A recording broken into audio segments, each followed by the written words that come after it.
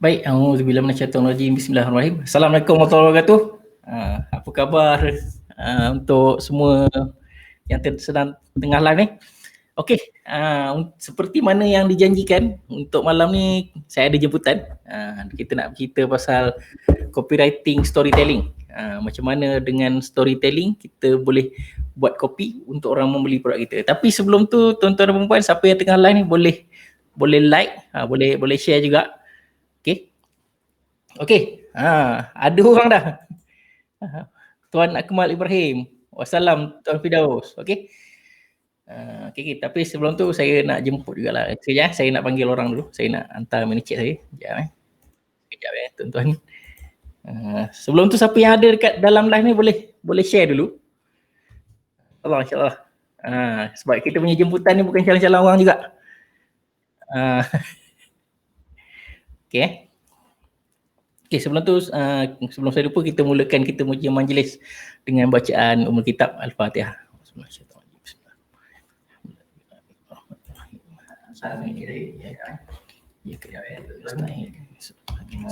tu siapa yang ada dekat? Okey. Sekejap tuan-tuan.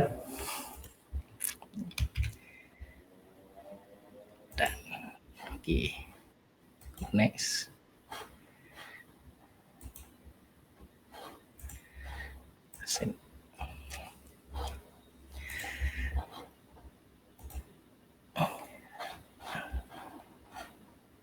Okey.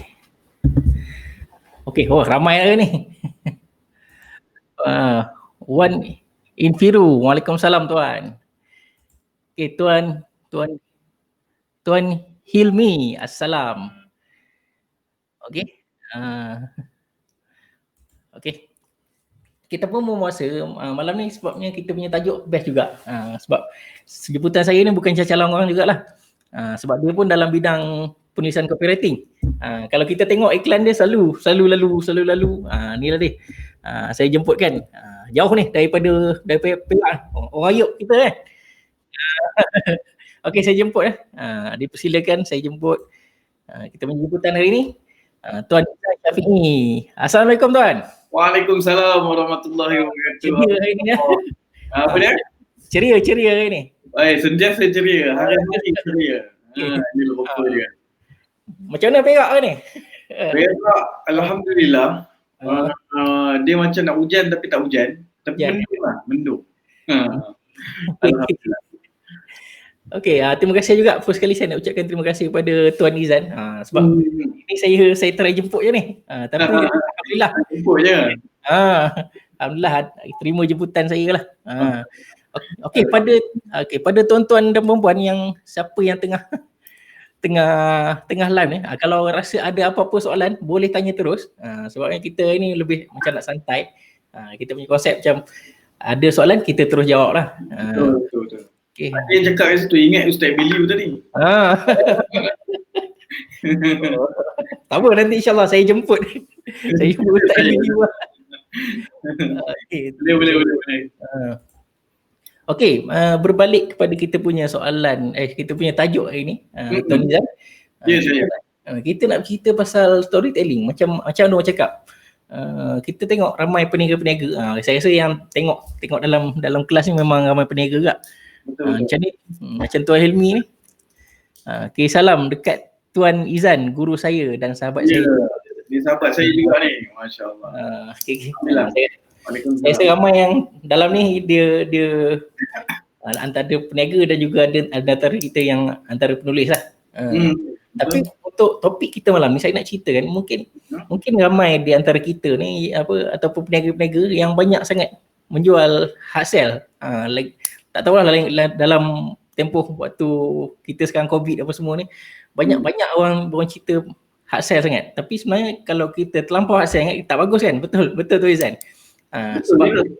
Sebab saya pegang kata-kata macam satu pepatah dia cakap fact tell, story sell. Mungkin soalan pertama saya kepada Tuan Izan. Boleh. Okay. Soal je, tak ada masalah. Kenapa kita tak boleh terlampau hard sell dalam menjual ni? Tapi kita sell juga.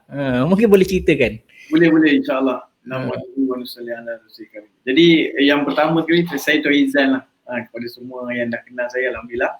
Bagi yang tak kenal, mula-mulalah kenal kan. Jadi terima kasih juga kat abang kita ni. Cikgu kita ni copywriting kan. Copywriter jalanan ni. Jadi bila dia PM saya terus layan je. Saya tak ada apa benda, dia kata nak buat apa? Nak buat live. Live. So, saya kata okey je, jalan terus kan. Jadi berbalik pada soalan ni, sebenarnya hard sell ni tak ada dosa sebenarnya. Cerita dia kan. Tak berdosa. Nak guna pun boleh, tak guna pun tak apa. Dia tak ada dosa kan.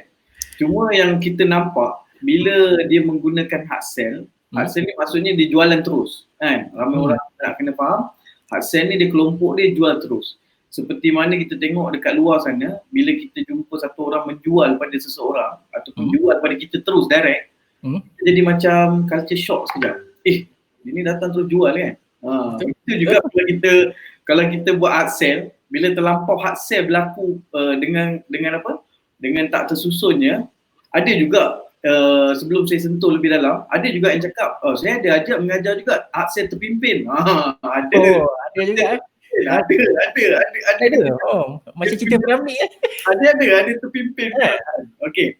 Maksudnya bagi hard sell yang tidak ada knowledge tentang macam mana nak mainkan emosi, ini memberatkan dia punya brand. Sebab saya baca satu kajian yang mana datang daripada NPR, National Publication, satu lagi nama dia penuh saya tak ingat lah. Tapi singkatan nama dia adalah NPR, sebuah college yang buat kajian bagaimana orang menerima bila mana dia menulis atau bercakap untuk dalam bidang jualan. Dia kata apabila seseorang itu menggunakan hard sell, jumpa-jumpa macam kita pernah dengar kan, kawan-kawan kita cerita, kalau jumpa orang insurans ni tak cerita lain. Dia akan tanya, kamu ada insurans ke? Terus lari. Kan?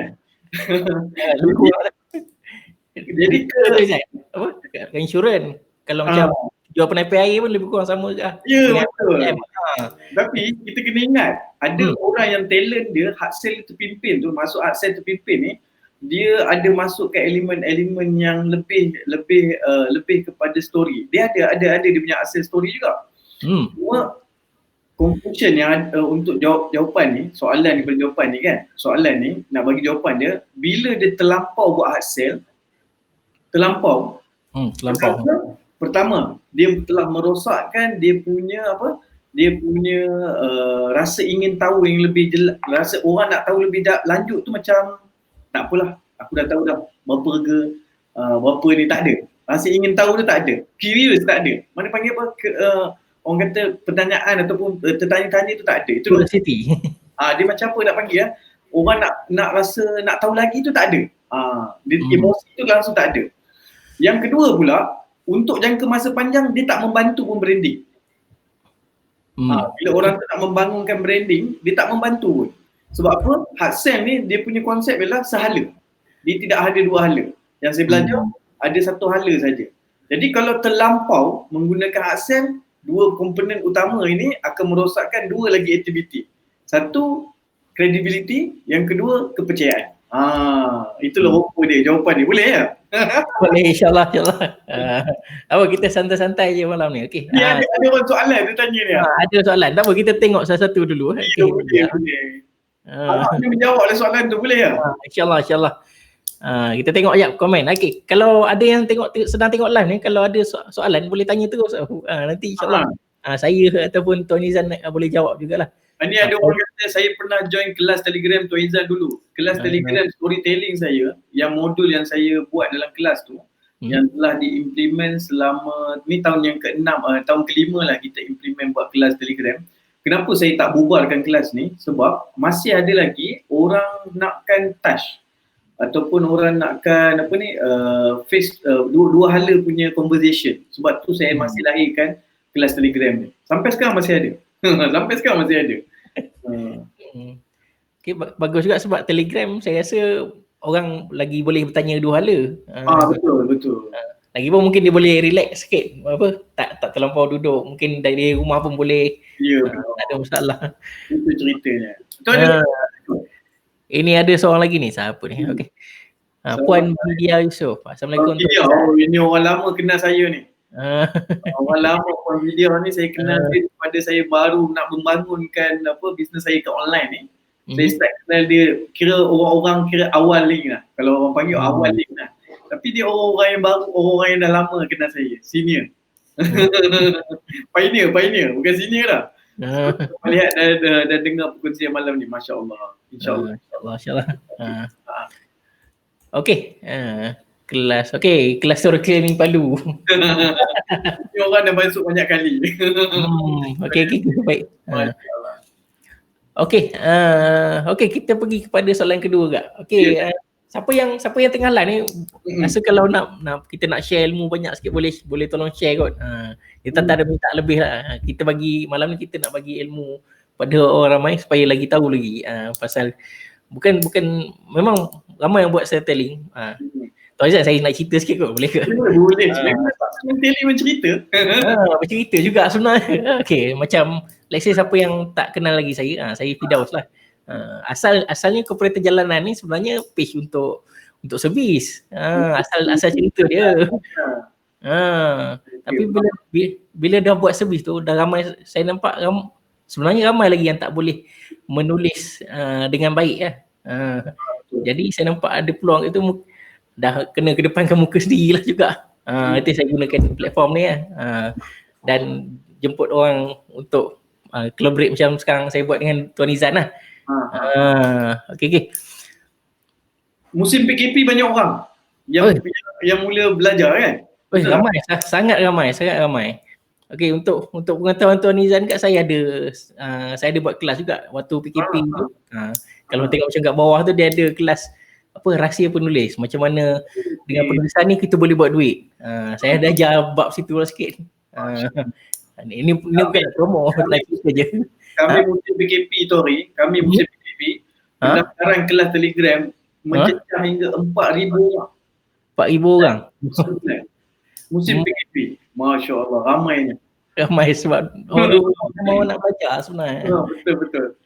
Soalan ni daripada Tuan Helmi. Okey, tak apa, kita pergi kepada soalan kita punya penonton dulu. Okey, soalan dulu. Apa link kelas Telegram nak join juga? Nanti kita bagi, insyaAllah. InsyaAllah boleh. Kalau ada tuan boleh tanya terus. Okey, boleh bagi tu Tuan Izan. Ada. Link dia saya tak standby lah pula malam ni kan. Tak apa. Mungkin di akhir nanti kita boleh ada link tu. Boleh. Okey. Ni Tuan Helmi. Ya, saya. Bagi contoh storytelling untuk menjual produk dalaman wanita. Ini level lain. Boleh tu dalam soalan yang ditanya ni sebenarnya isu tentang storytelling untuk produk dalaman wanita ni sebenarnya tak ada lain tak bukan dia satu benda yang kita boleh guna secara tidak secara untuk orang kata untuk FB ad tak lepas lah.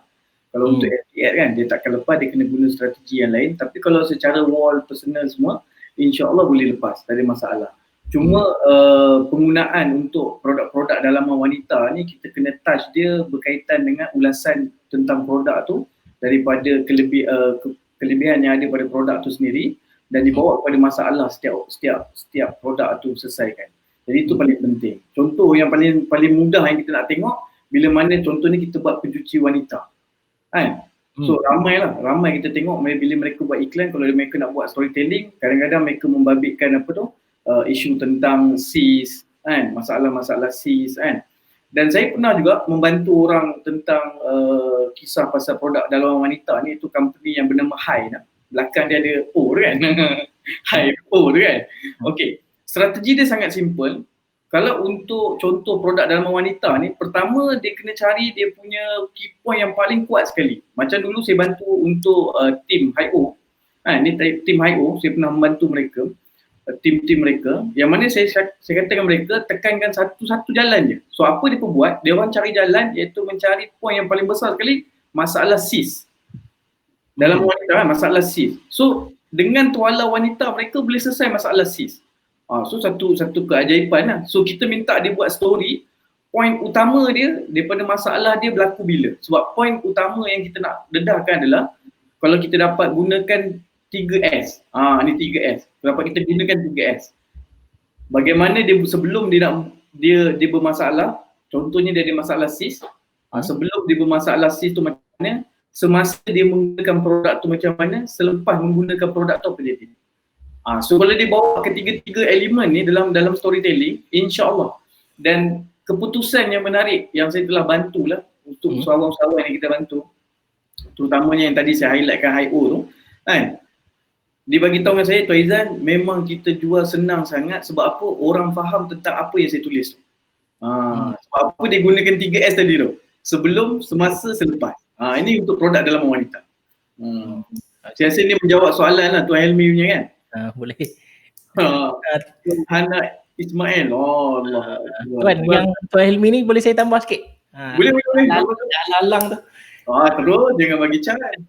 Okey, ni mungkin berbeza sikit dengan ni. Cuma saya nak tambah tips sikit kot. Kalau macam saya kalau ikut antara pengalaman saya buat copywriting, saya pernah buat copywriting untuk produk ibu mengandung. Okey. Ibu mengandung. Tapi masalahnya kita tak mengandung. Mengandung tapi tak beranak-anak. Tapi itu masalah dia. Kita tak berada dalam situasi tu. Jadi apa teknik yang boleh digunakan? Contohnya apa, kita boleh buat research. Kita boleh tengok pada blog-blog yang orang mengandung tulis lah. Daripada situ kita boleh baca dia punya gaya bahasa, dia orang punya gaya permasalahan daripada situ lah. Itu satu lagi kita boleh tengok daripada grup. Kadang-kadang ada grup ibu mengandung ni, dia cerita masalah dia, dia orang share dia punya masalah tu. Daripada situ kita boleh korek. Walaupun kita lelaki tapi dalam tu dia jadi alter ego kita lah. Okey. Dan yang ketiga mungkin kita boleh tengok page-page pesaing lah, macam mana dia punya tu. Sebab satu rahsia kalau kita menulis copywriting ni, dia kena ada macam bercakap. Betul Tuan Izan? Betul. Dia kena bercakap. Jadi kita tak boleh guna bahasa kita orang lelaki. Kita kena guna bahasa dia orang. Dan antara tips yang boleh saya share, mungkin boleh tengok pada blog-blog macam mana dia orang menulis, tengok ke grup ataupun tengok pada page-page pesaing. Itu secara ringkas lah tips yang saya boleh bagi malam ni. Boleh Tuan Helmi? InsyaAllah. Terima kasih lah tu. Sama-sama. Okey, ni Tuan Hana, Puan Hana Ismail. Tuan, sikit storytelling untuk film. Allah, panjang lah nak kena huraikan dia punya kan. Allahu Akbar. Ini cuma kalau tanyakan saya, kalau untuk produk-produk yang berasaskan wangian, sebab wangian ni dia satu benda yang senang untuk lontar dia orang punya emosi. So apa yang dia perlu buat adalah sangat simple, dia ekspresikan diri dia sendiri. Dia tak perlu bagi tahu dia punya perfume, cuma dia bagi tahu diri dia. Hari ni aku spray, contoh hari ni aku spray, bila aku spray kat tengkuk, aku rasa macam bau dia macam seronok sangat. Tapi bila aku spray dekat tangan aku, dia ada rasa lain lagi. Tapi bila orang cakap, bila kita spray sesuatu perkara yang wangi ni letak pada kita punya nadi, dia akan jadi bau dia berlainan. Dan kalau perfume tu bagus, apabila dia letak dekat urat-urat ni, dia akan jadi lebih kembangkan bau tu. Itu point, nampak tak? So maksudnya dia bukan pergi ke arah produk tu sendiri, pergi touch produk tu, tapi touch dia punya elemen yang mana biasanya kita panggil apa? Value kepada orang yang memakainya. Itu yang kena nampak. Okay. User experience. Okay. Kita tengok sekali. InsyaAllah. InsyaAllah. Okay. Puan Hana, sebelum bermasalah, semasa gunakan produk, selepas gunakan produk. Ya, betul. Yang saya bagi 3S ni, dia merangkumi macam Tuan cakap tadi. Kalau kita check dekat kompetitor, kalau kita check dekat bahagian group post, kita check dalam group-group memang orang yang sakit macam tu kan. Saya masuk group cancer. Saya suka masuk group cancer sebab saya nak tahu emosi yang mereka lontarkan bila mereka kena cancer. So nak cerita balik semula, bila kita guna 3S ni, keutamaan dia banyak. Blogger-blogger guna 3S.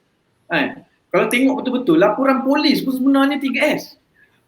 Polis. Semua yang mengatakan dia, laporan polis ni, dia tidak ada ni tau. Dia tidak ada perenggan. Dan huruf dia semua huruf besar. Ini laporan polis.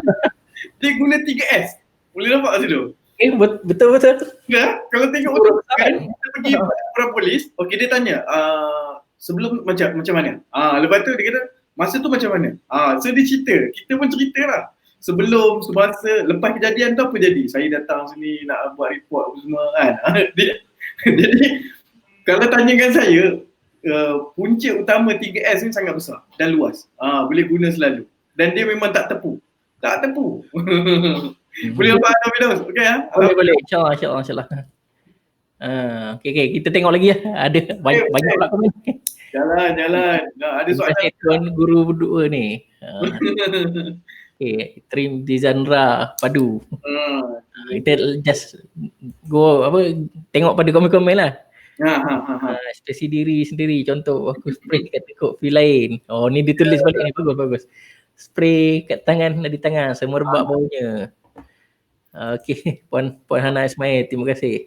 Kita tak tahu dia punya point kekuatan produk dia. Kalau kita tak tahu dia punya kekuatan produk dia, kita boleh elaborate lagi lah. Lebih lagi kita boleh gunakan. Okay, Tuan Hilmi 3S. Orang buat support ni, Tuan Hilmi ni, Masya Allah. Okay, sebelum bermasalah semasa. Okay, dia tulis balik lah. Apa yang kita bincang kan lah. Okay, ni ada kemarin terbaik sharing sifu berdua. Okay, Alhamdulillah. Mantap.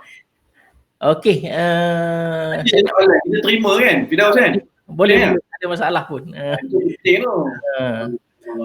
Okay, kita pergi kepada soalan saya yang kedua lah. Mungkin cakap kenapa storytelling sebenarnya kalau kita buat dalam post ke apa ke, sebenarnya berapa kali kita nak ni, adakah banyak semua storytelling ataupun kena selang-selikan dengan upsell pun, atau macam mana Tuan Izan?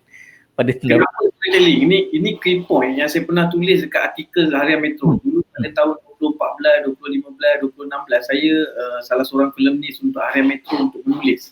Menulis dekat Harian Metro kan. Saya pernah tulis kenapa menggunakan cerita. Cerita ni sebenarnya yang pertama sekali dia paling cepat diingati. Dia paling cepat diingati sebab orang yang bercerita ni dia ada satu pembawakan emosi. Dia bukan satu lah, dia banyak elemen-elemen emosi tu.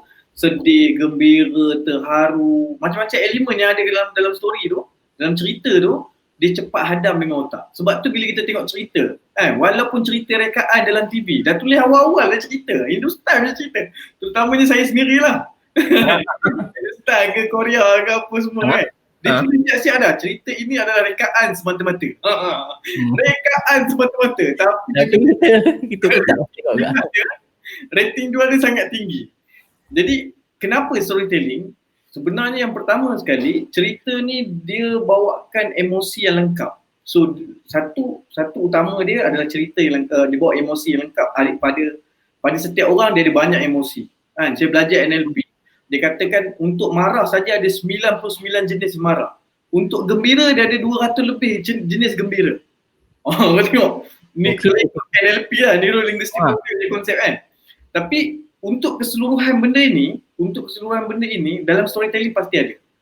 Cerita ni dia bawa semua emosi ni. So conclusion yang paling penting, kenapa storytelling juga yang kita kena bawa, dia meningkatkan orang punya kepercayaan kepada penulis. Sebab tu kalau orang tiru ambil copywriting kita, orang ambil dan orang sebarkan, percaya cakap saya, lama kelamaan orang ni akan tahu lah. Orang ni tahu, ni rentak kerja, orang rentak menulis ni bukan dia ni orang lain ni. Nampak tak? Dia ada pattern. So, cerita ni dia ada pattern dia. Setiap orang bercerita berlainan. Saya tulis cerita lain. Betul. Tulis cerita lain. Betul. Cik Puan Hana tadi tulis cerita dia akan jadi lain. Saya pernah buat kelas untuk satu seminar yang besar kita pernah buat. Dalam dia ada lebih kurang dekat 1,000 lebih. Kan? Kita suruh dia tulis satu story, satu produk saja. Tapi ada 200 dalam dewan tu boleh cerita lain-lain. Boleh cerita lain-lain. So maksudnya dekat sini, apabila kita menggunakan story ataupun kita menggunakan cerita, sebenarnya dia membangunkan tadi dua perkara yang paling besar. Yang tadi kita buang dekat mana kat selling tadi. Pertama tentang credibility, yang kedua dia membangunkan kepercayaan. Sangat tinggi. Dua benda dia. Boleh insya-Allah boleh nampak situ. InsyaAllah. Oh banyak pula komen ni. Okay. Kita baca komen boleh tak? Boleh, no problem. Okey, ini daripada Tuan Amirul Faiz Mansur.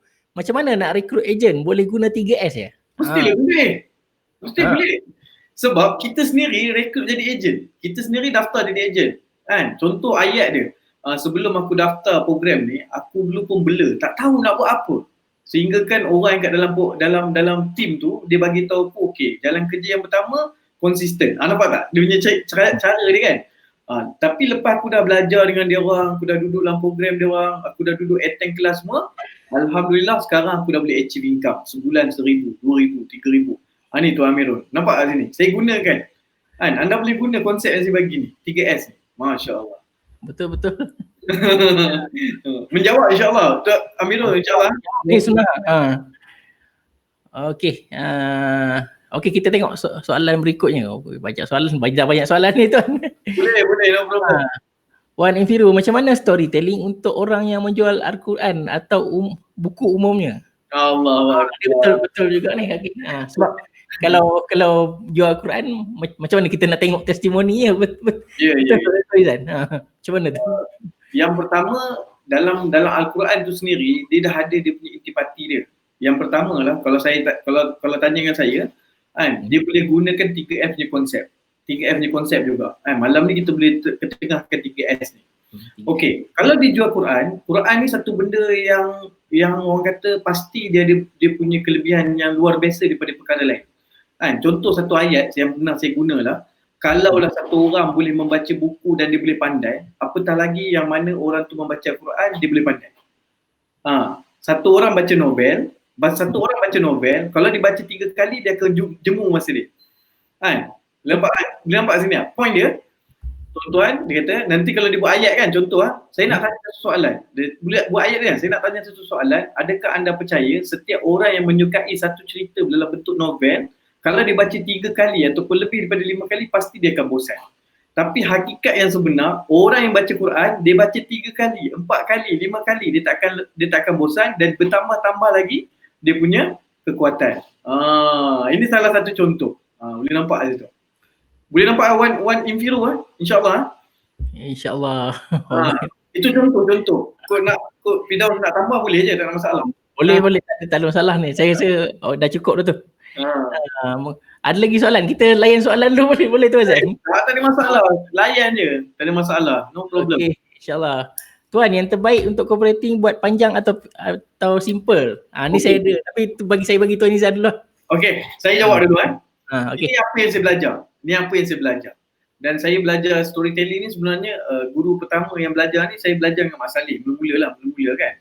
Tapi yang paling besar saya belajar ni saya bila keluar dakwah lah. Bila keluar dakwah, banyak kali keluar dakwah kan. Itu paling banyak lah. Lepas tu saya banyak belajar dengan guru-guru Melayu yang ada kat Malaysia ni kan. Banyak lah saya belajar. Underground, tak kenal lah dia tak kenal kan.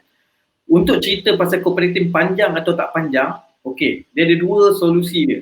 Yang pertama, kalau kita buat simple, kalau kita buat simple, bawah, ni rating yang saya dah tengok, bawah daripada 400 ataupun 300 lebih ke 400 kalau tak silap saya. Antara ni lah, 300 lebih ke 400 ni.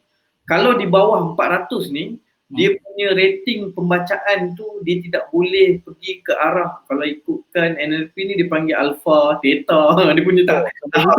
Dia ada tahap dia. So bila orang membaca yang panjang punya, sebenarnya yang panjang ini membawa kepada apa tau? Membawa kepada dia punya emosi tu lebih tinggi lagi, dia punya rasa, dia punya bayangan tu lebih tinggi. Kalau dia buat simple, dia punya bayangan tu nak kena buat banyak kali, kena seeding banyak kali. Itu je kelebihan yang ada pada story panjang atau pendek. Pendek tak salah dan tak dosa. Panjang tak salah dan tak dosa juga. Cuma bila kita menggunakan ayat panjang, kelebihan kepada kita, kalau dari segi Facebook sendiri, dia akan rankingkan kita. Ataupun Google, kita tulis je panjang-panjang, dia akan rankingkan kita. Ini nombor 1, kelebihan dia yang kita nampak. Dan bila orang yang tulis panjang-panjang ni, orang yang tulis panjang-panjang dan orang yang boleh membaca panjang-panjang cerita kita ni, sebenarnya dialah follower kita yang paling dahsyat. Yang baca panjang-panjang ni, kebanyakan dia silent reader. Saya jumpa banyak gila silent reader. Dia tak ada jenis orang yang apa ni, kena setik kan? Tak ada. Inilah keadaan dia. Boleh insyaAllah kan? Menjawablah Puan Hana kan? Okey, saya nak tambah sikit lah kot. Boleh, tambah. Jangan bagi cakap. Mungkin sikit je kot. Kalau macam, let's say lah, kalau macam, ini saya nak cerita daripada segi copywriting dekat Facebook lah. Ya, betul. Kalau let's say, kalau macam bergantung kepada produk juga sebenarnya. Kalau let's say, kalau macam kita ni macam lebih pada training, memang kita perlukan ataupun produk-produk digital, memang perlukan explanation lebih lah. Tapi kalau contoh macam produk kita tu macam produk makanan, yang orang dah biasa jumpa, produk tudung ataupun pakaian, just simple punya ni pun saya rasa should be okay. Dia tak perlulah terlampau panjang macam produk digital lah. Kalau contoh macam produk digital ataupun produk seminar pun memang kena explain lebih. Itu daripada segi saya punya pendapat sikit lah. Saya nak cerita satu. Baru-baru ni saya ada bantu satu orang yang jual bubble mask. Okay. Bubble mask dia yang untuk kulit muka tu kan. Okay. Dia orang dia orang menggunakan hard sell dalam iklan mereka. Yang tu mereka spend iklan pun hampir RM50,000 sebulan. Jadi bila dia jumpa dengan saya, dia tanya, Tuan Izzan, macam mana kita nak twist supaya sebab saya punya target adalah orang membaca apa yang kita sampaikan ni supaya mereka tinggalkan nombor WhatsApp. Jadi bila dia datang dengan saya, alhamdulillah pertama sekali saya tengok dia punya margin setiap kos yang datang pada tu. Awalnya alhamdulillah kos dia RM6 untuk satu prospek. Jadi bila malam tu saya kata dia, kita kena twist untuk cerita yang memang produk ni boleh carry kan. Memandangkan produk dia adalah produk yang lebih pada bubble mask remover untuk makeup apa semua. Jadi kita buat cerita je. So daripada RM6 tu, alhamdulillah dalam masa 3 hari dia orang buat split test kan. Daripada RM6 tu dia turun jadi RM2. Dia dapat turun macam tu. Dan sampai hujung bulan ni saya tanya dengan dia, adakah benda tu menjadi? Dia kata alhamdulillah story kami ni menjadi. Kan? So saya nampak sebenarnya hard sell yang dia buat ni tak salah pun. Cuma pembawakan perkataan dia dan pembawakan cerita point dia tu ada masalah. Dan cerita, kalau hard sell dia buat simple je. Tapi bila dia pergi kepada ni produk dia tak pakai video, dia hanya pakai gambar je. Gambar je. Okey. Gambar saja. Okey, kalau let's say kalau ni saya nak tanya pendapat Tuan Izzan sekali. Kalau macam kalau kita buat copywriting yang berbentuk cerita, gambar apa yang biasa Tuan suggest kalau bercerita? Saya tak suggest pakai gambar produk. Okey. Saya suggest gambar yang ada kaitan dengan cerita tu. Contohnya kalau dia kata produk dia makeup remover, sepatutnya produk dia tu orang yang tengah pegang span nak cuci muka, itu pun lagi bagus daripada dia letak gambar produk tu kan.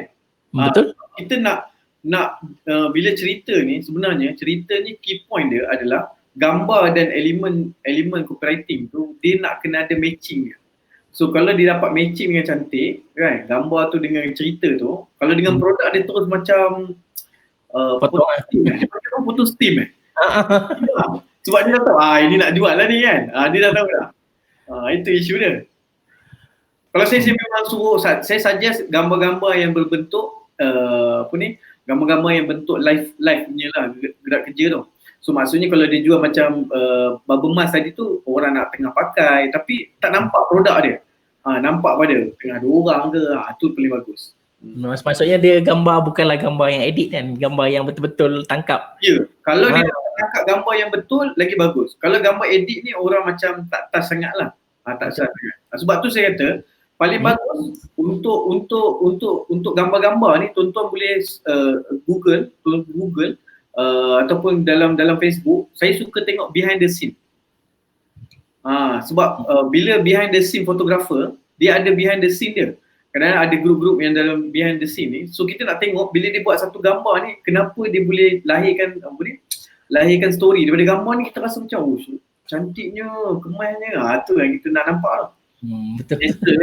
Betul. Ni ada soalan lagi ni. Banyak soalan lagi. Soalan saya tak boleh kita go through je. Lagi mudah tunjuk result.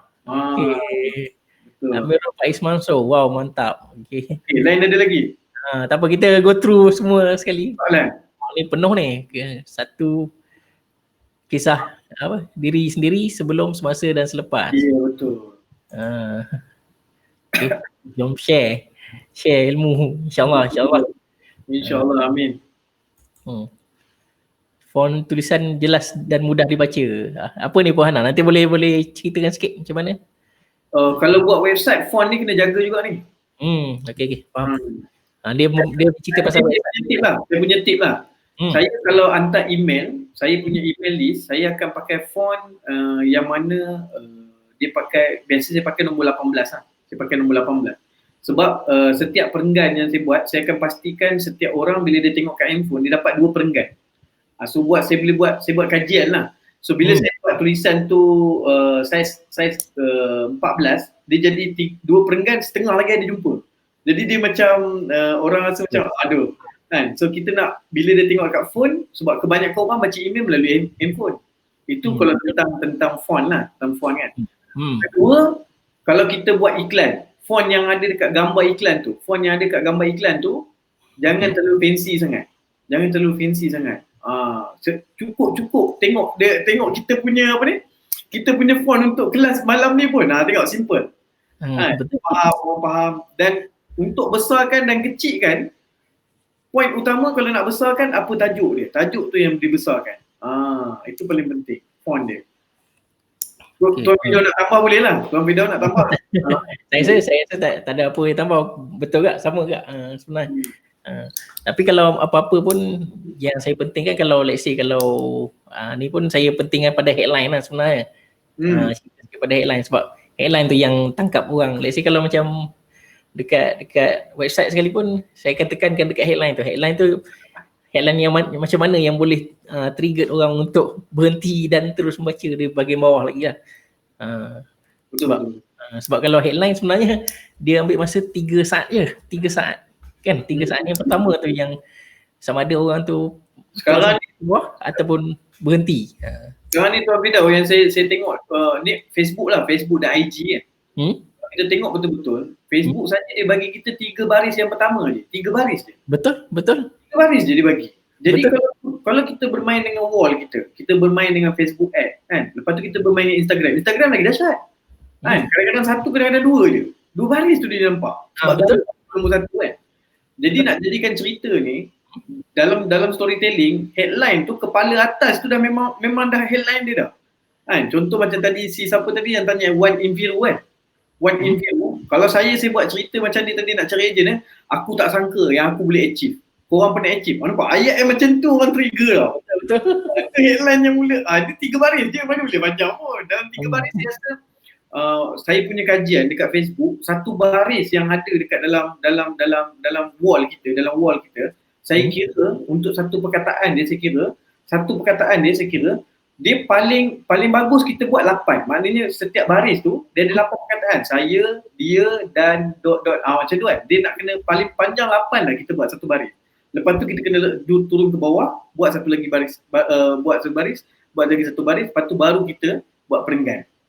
Yang saya perasan kalau dekat dalam Facebook dan IG. Ni yang saya perasan. Okey. Nampak tuan. Nampak ni, alhamdulillah. Okey. Puan video untuk produk pakaian kanak-kanak, apa formula storytelling yang boleh sentuh emosi para ibu? Jenuh adjust kali ke-6 dah tak percaya lagi, bagi contoh. Untuk produk kanak-kanak ni, saya pernah dulu satu ketika untuk produk tudung budak lah. Saya tak tahulah Puan Vidya ni produk kanak-kanak yang mana satu. Saya pernah mengalami satu isu pasal orang jual tudung kanak-kanak kan. Tudung kanak-kanak ni sebenarnya tak adalah susah mana pun nak buat copywriting dia. Yang penting kan, kita nak kena touch apa sebenarnya kanak-kanak yang suka, dan paling penting sekali apa yang ibu nak cari. Ni contoh dia, ibu-ibu ni dia cari tudung yang ada apa ni panggil apa tu? Yang ada letak-letak bunga-bunga lah apa semua tu. Aku tak tahu nama dia punya panjang tu apa. Lepas tu boleh touch tentang colour. Ni pun boleh touch juga bahagian produk kanak-kanak tersebut. Lepas tu yang paling penting, saya pernah jumpa anak didik saya seorang tu, dia jual gadget. Kan? Jual gadget, bila nak sentuh pasal budak-budak, dia akan bawa sekali ibu tak rasa ke anak-anak, dia punya ayat dia kan, Ibu-ibu tak rasa ke kalau anak-anak tak cantik di pagi raya? Macam tu. Dia touching kan. Bayangkanlah ibu kalau anak-anak ibu kan pakai warna biru dan ibu pun pakai warna biru. Matching dia sama kan. Tu boleh touch sebab colour sebagainya. Boleh nampak sini InsyaAllah buat video boleh nampak faham lah. Saya tambah sikit lah kot. Boleh. Mungkin lah kalau macam let's say kalau produk-produk macam nak bagi emosi sikit ni. Macam Tuan Izan cakap juga lah tadi.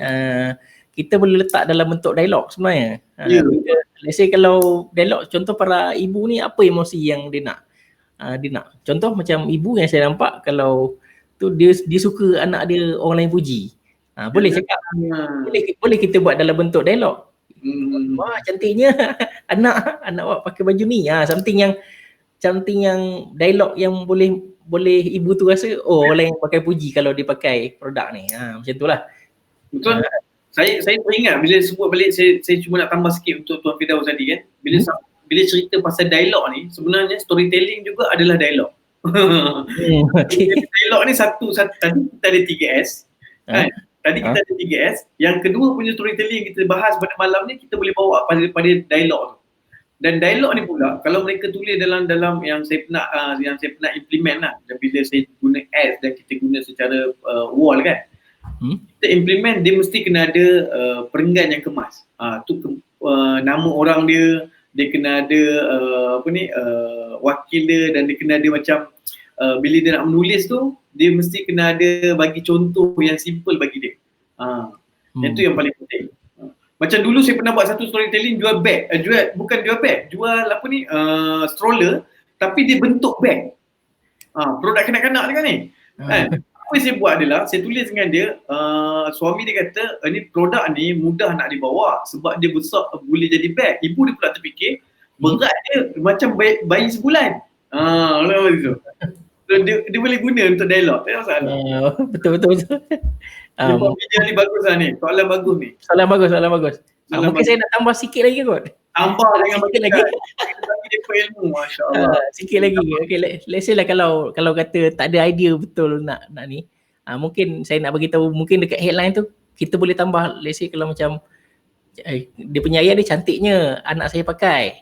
Kita tambah something perkataan macam wah, wow. Perkataan tu kita panggil soundtrack tau. Soundtrack ni maksudnya benda yang boleh memberi emosi kepada kita punya tulisan tu. Benda tu yang boleh jentik emosi. Wah, perkataan wah tu sendiri. Kita tambah di hadapan ni. Ni saya cerita untuk headline copywriting lah. Wah ataupun masya-Allah. Kalau dia sikit kan. Ataupun kalau boleh kata alhamdulillah, itu yang menjentik emosi orang lah. Sebenarnya kalau dari segi percakapan yang ayat-ayat yang tadi yang kita bagi tahu wow, seronoknya kan, yang saya belajar adalah kalau dari segi public speaking dia panggil mind hook. Okay. Kalau dari segi operating ada orang panggil dia macam tadi tuan bagi tahu ayat-ayat yang apa ni expression, ada orang panggil macam tu. Ada juga orang panggil dia ayat call to action, ada juga orang panggil dia ayat call to action yang memang diguna pakai oleh syarikat-syarikat besar kan. Tapi kalau dari segi presentation, inilah ayat-ayat yang sangat marvelous lah. Bagi orang luar ni dia kata macam mengingat ke orang tu dan emosi dia cepat terasa. Itu. Bagus soalan ni sebenarnya. Kita boleh soalan kita lebih banyak lah. Masya-Allah. Buat video ni soalan ni mantap, padu. Okey, betul kata. Betul jadi kena hargai selera dia ni. Betul. Saya tak pernah declare dekat Facebook saya ni. Saya bagi anda ni mungkin bonus kot. Soalan ni bagus juga silent reader ni. Yang pertama, jangan sesekali tulis dekat wall kita, jangan sesekali kita nak remove orang. Kan? Jangan sesekali kita tulis aku friend dah penuh nanti aku nak remove orang. Jangan sesekali tulis benda ni. Ni nombor satu. Yang pertama kita jangan buat benda ni. Sebab apa? Bila kita declare macam ni, kita seolah-olah menghadkan orang untuk berkawan dengan kita. Sedangkan orang berkawan dengan kita ni nak unlimited. Kita unlimited nak berkawan dengan orang. Betul. Yang kita sibuk nak buat apa? Sedangkan kalau dia friend dia penuh 5,000 pun, dia akan masuk kepada followers. Kan? Betul. Jadi kita tak perlu takut-takut ke orang. Saya kalau jumpa mesej macam ni kat wall, insyaAllah saya yang unfriend dia dulu. Ni yang seller reader ni. Nak cerita pasal seller reader ni. Saya pernah jumpa, saya ni pula, bila ada customer kan, saya punya skill pula, bila ada customer baru beli, baru ambil package coaching apa semua kan, saya suka tanya dengan dia. Macam saya satu orang yang saya collaborate dengan Chinese saya sekarang dah 2 tahun dah kami memang mengajar Malay copywriting untuk orang Cina masuk market Malay market. So kami mengajar, saya tanya dengan owner yang bawa kepada saya punya dia yang organize saya kan. Saya tanya dia, berapa lama you sudah follow saya? Dia kata saya sudah 3 tahun follow Tuan Izzan. 3 tahun bang? 3 tahun. 3 tahun bang dia follow kita. Lepas tu dia tengok kita konsisten atau tidak. Kelas yang kita buat daripada awal dia buat ni sampai sekarang ni bertukar atau tidak. Ini dia cerita sendiri. Saya sudah follow Tuan Izzan 3 tahun. Saya sudah tahu Tuan Izzan memang buat kelas Telegram tak pernah tak ada dia kata. Mesti ada dia kata. Kemudian advertising sangat kuat dia kata. So saya ambil Tuan Izzan sebagai kita punya partner untuk seminar bersama dengan Chinese dia kata. Sebab apa? Ini 3 benda dia kata. Jadi korang kenapa dia datang? Kerana seller reader. Seller reader ni luar biasa. Kalau dia membeli luar biasa. Sangat luar biasa. Harap dapatlah menjawab si Wan boleh insyaAllah kan? InsyaAllah. Bagus juga tu. Saya belajar sesuatu kat hari ni. Okay, Tuan Hilmi pakai gambar yang berkaitan dengan satu jasa iklan. Okay, dia tulis balik apa yang kita ceritakan tadi. Bagus Tuan Hilmi ni. Ada ke contoh-contoh font yang menarik pembaca? Ya Allah, font yang menarik pembaca. Kalau saya banyak guna lah. Kalau you tanya dengan saya, you kena pergi kepada bahagian biasa je, trial yang kita pakai kan. Kalau you boleh guna tulisan tu jadi lain macam Arial pun sebenarnya okey je, tak ada masalah. Saya selalu saya pakai Arial, satu lagi Tahoma nama dia. Tahoma, satu lagi saya suka pakai dia panggil Evo kalau tak salah saya. Dia dekat dalam gambar lah ni ceritanya. Aku tengok dia punya tulisan tu kan. Ini tiga benda yang saya suka. Kalau dia terlalu fancy sangat, saya jarang guna. Fancy saya jarang guna. Okey. Kita pergi soalan dulu Tuan Izzan. Boleh. InsyaAllah. Okey, ini simple lah. Sebenarnya tuan dah cerita dah kot. Mungkin ada apa lagi, boleh apa tips yang nak hasilkan story. Kadang-kadang macam ni tuan, kalau macam let's say kalau kita buat story daripada pihak kita, contoh macam saya bagi tahu story tu tak sampai tau. Macam katakan untuk produk wanita, tiba-tiba yang lelaki tulis tak sampai. Mungkin saya cerita sikit. Kalau macam saya, kalau ni dia ni mungkin saya susah nak jawab kot. Kalau macam let's say kalau saya menulis untuk produk perempuan, saya masuk roh perempuan dulu. Dia jadi tulisan dia ke arah perempuan. Lepas tu let's say kalau untuk umrah pula saya tulis, saya masukkan jiwa saya dalam jiwa umrah, barulah boleh menulis. Dia punya style itu. Tapi macam mana, apa tips daripada Tuan Izzan sikit? Saya punya tip sangat simple. Saya punya tip yang pertama sekali, hari-hari membaca. Ini nombor 1. Dia point dia, hari-hari membaca. Tak kisahlah buku apa yang kita ada, tapi paling penting kita boleh membaca. Dan kalau kita tak mampu membaca buku fizikal, baca blog. Betul, setuju. Saya benda ni tip yang nombor 1. Sebelum anda nak buat storytelling yang bagus, anda kena ada perbenderaan kata yang banyak. Ni key point. So kalau dipanggil apa, kalau dalam bahasa Inggeris dia vocabulary. Kau dah pandai kepada vocabulary kan.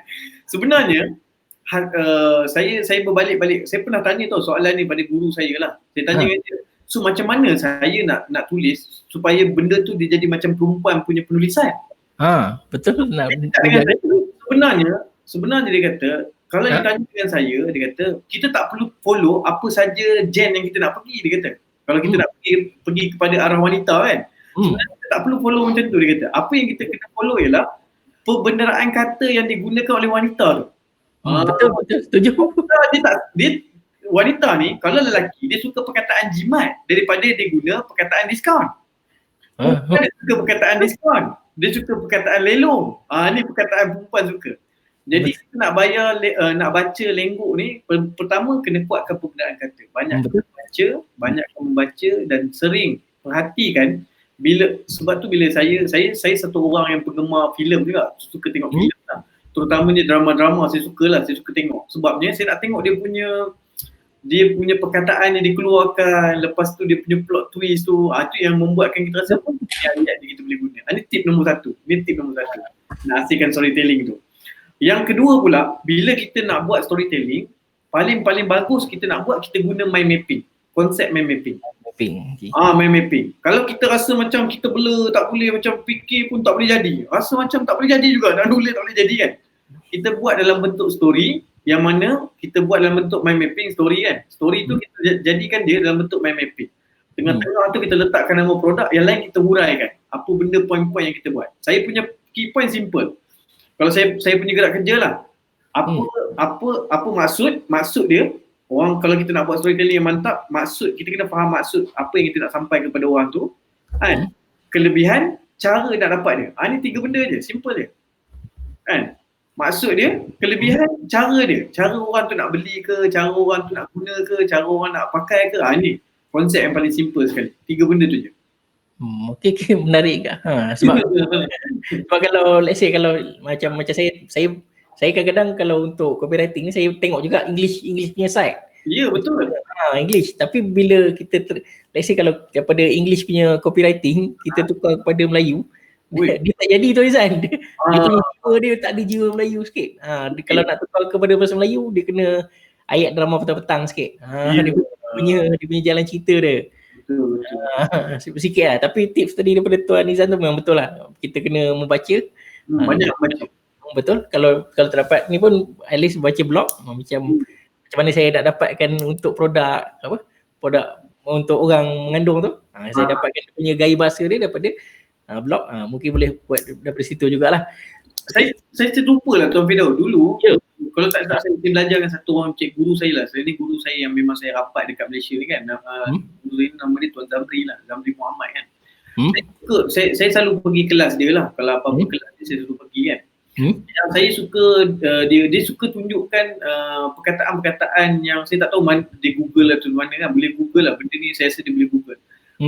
Perkataan-perkataan yang diguna pakai oleh seharian. So maksudnya kalau kita dapat menggunakan story tu, menggunakan bahasa seharian lebih bagus.